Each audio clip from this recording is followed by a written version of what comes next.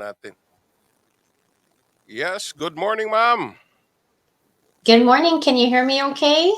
Yeah, very nice. Good morning. How are you today? I'm doing well. Thank you so much. Wow. Again, mga kaibigan, this is MP Rechie Valdez, the Minister of the Small Business here in Canada. So, direct question, ma'am, para hindi na tayo magdagal. Can we ask you in Tagalog or in Filipino or English? Anything? I think Pwede? by all means, you can certainly try to ask me in Tagalog, but I think English is probably preferred. Okay. So again, ma'am, you can introduce yourself for some other viewers that maybe don't know you, because our viewers are spread not only in Canada but also in Europe, in the Middle East, and in the Philippines particularly. So go ahead, ma'am. Well, yeah. Mabuhay. Good morning, everyone. Kamusta? Mabuhay, everyone. Good morning sa inyo lahat. I'm Richie Valdez, ang miyembro ng Parlamento sa Mississauga, Streetsville, dito sa Canada. And I'm also the Minister of Small Business. It's good to be on here, and I appreciate you taking the time to meet with me today. Okay. So question, ma'am. How this small business can help our Filipino kababayans here in Canada particularly? Well, for those of you that don't know or aren't aware, small businesses make up 98% of our entire economy here, or 98% of all businesses in Canada. Small businesses employ millions of Canadians. And from an economy perspective, they contribute about 60% of the entire economy. So when you hear the word small, it isn't actually small. The impact of all small businesses is quite tremendous. Mhm. So, how's the small businesses doing right now, ma'am, in Canada, I've been particularly? mhm. Okay, go ahead, ma'am. Go ahead. Go ahead.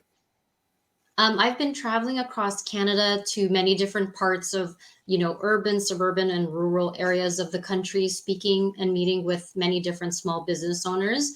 And I know right now, because small businesses are coming out of the pandemic, there are certainly some small businesses who have been able to, pivot during the pandemic and are doing well. But of course, there are some small businesses that are certainly having challenges with the different rising costs of different inputs for their business. Not taxes, but the interest and inflation that is rising. So a lot of small businesses have a lot of different concerns that they have shared with me. Mhm. So, in I know that you're going around Canada. So, have you encountered some Filipinos that are in a hard time, especially those small businesses? Yeah, so our kababayans, actually coming out of the pandemic, maraming ang kababayan namin are they've been opening many different businesses, even though they're working full time. They're seeing entrepreneurship as a way to, come up with new ideas, create a business that they're passionate about, and so a lot of them are, almost like side hustling, while doing their full time job, and both to help with increase their earnings, but also because they're finding it enjoyable for them to pursue their different passions. For example, I pursued my creative passion, baking, prior to me being in politics. So Filipinos are really finding entrepreneurship as a viable option for them to grow. And in some cases, there have been Filipinos who have been very successful. They've decided to take entrepreneurship on their own. They've opened stores. They've realized that they found opportunities within wherever they live to really grow their businesses. And then they start becoming multi entrepreneur owners. Okay. How your office, ma'am, can help us, like us, we're a small business, so how can you help us, or how Absolutely. can we avail your services? Yeah, absolutely. So, from a federal government perspective, I can certainly share with you some information to share with your viewers after. But we provide many different supports for small businesses, everything from starting up a new businesses, seeking capital, because of course when you're running a small businesses, there's going to be challenges possibly with capital or getting access to funding or even getting the right supports to give you some more guidance on how to pivot and get better. I do want to say that our federal government lowered taxes for small businesses from 11% to 9%. And during the pandemic, we have really greatly been, small businesses have been transitioning to using more credit card transactions. Mhm. And so we are working with Visa and MasterCard to lower transaction fees for credit card transactions by up to 27%. And that will take it place next fall. So by next fall, you will be able to save on credit card transaction fees as well. Wow, that's good news for us as small businesses. So again, Mhm. can you give comments also, ma'am? Because this is the very common problem now in Canada, the housing affordability. So can you give side comment on it?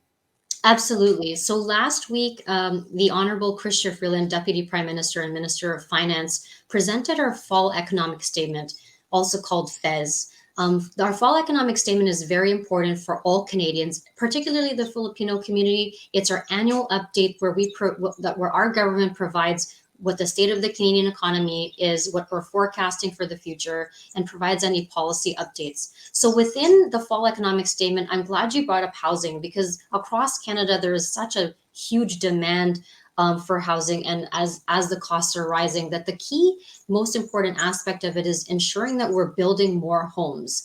If there's not enough home stock, obviously the price and the demand is going to go higher. So through the fall economic statement, we've committed an additional 1 billion to build more affordable homes and 15 billion to build more apartments for vulnerable communities across the country. And this is not new. This is in addition to all the amazing work we've been doing with our national housing strategy since 2017. And so we're really committed to building more homes and, of course, trying to make life more affordable so that more Canadians can join the middle class. Okay. Again, ma'am, like us, we are renting. So how can we be protected from, especially the owners, that they are increasing, or maybe because it's in the law that they can increase uh, their rent every year. So how can we be protected on that? Because right now, some of the owners are offering those renters, or uh, they give money that so that they will move out from the apartment because they wanted to improve it, and then again they will charge bigger, higher rent. So how can the federal government can protect us, like us? Yeah, I think that's a great question. So, from a renting perspective, and the provincial government governs, that particular area of jurisdiction. However, what we're really trying to do through the fall economic statement is really support any owner of any home by implementing the Canadian Mortgage Charter. This charter we're introducing through the fall economic statement, which will help protect those struggling with the high interest rates who are looking to renew their mortgage. A lot of mortgages are coming up for renewal. And so we're really trying to protect those with the high interest rates. And I believe that at the federal level, we can really help really mitigate if our renewals on our mortgages do not go higher, then of course if there's someone that's renting within that home, it will not then impact your rent. But a lot of that jurisdiction within rentals falls within the province. But what we're trying to do is really build more homes. And of course, as you're building more homes, you need people to also construct those homes. So we're increasing labor mobility and prioritizing construction workers for permanent residency, again, with the intention of building more homes. Again, ma'am, I don't know if I have to ask this question, because somebody asked or told her story. This is regarding immigration. I hope you can, maybe you can share this question to your colleague, MP Mark Miller. Mhm. Mailer, about this, because he sponsor his nephew, and then everything, selection, it was given to her. He paid everything. She paid everything, and then in the Philippines, the embassy there deny uh, to give a visa for the reason that uh, this lady has a nephew living in Vancouver. So I don't know what happened really. So I hope this problem could be addressed, or what we could do with it.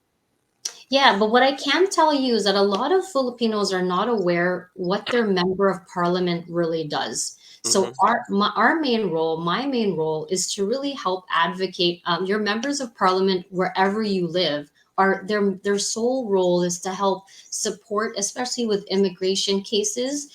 If you have, so if anyone's listening, if you have an immigration case that you're having a challenging time with your IRCC, please visit your local member of parliament. Their office will help liaise directly with IRCC, provide you with updates, and provide you with any guidance you may need to know about to help with understand the updates on your particular matter. So in this case, you brought up one scenario, but anyone that's facing any immigration questions or challenges, they can seek help with their local MP. Okay, so that's good. So at least we know. So far, what I heard from her, that he already go to the local MPs here, but nothing happened. So maybe I can address it directly to Sir Mark Miller about it. But anyway, so again, as you say that we can uh, go to your office about this small business, or maybe you can share to us where to go. Absolutely. We'll make sure to send you some very important information about some of the supports that are available that our Kababayans can reach out for support. I can certainly send you that so you can certainly share with your viewers if they're entrepreneurs what they can help for supports, whether that's access to capital, if that's access to getting support, additional support. Absolutely, we're here to support in any which way. Thank you so much, Ma'am Richelle. I'm Rechie Valdez. So, again, keep up the good work. And anything that you would like to discuss, you can always message us here in Canadian Video Radio Montreal. Thank you so much for your time, ma'am. Maraming salamat po. Mabuhay po kayo. Ayan, mga kaibigan. Sabi sa inyo eh. Biglaan lang ah. O, break lang ako kadali. Saglit lang.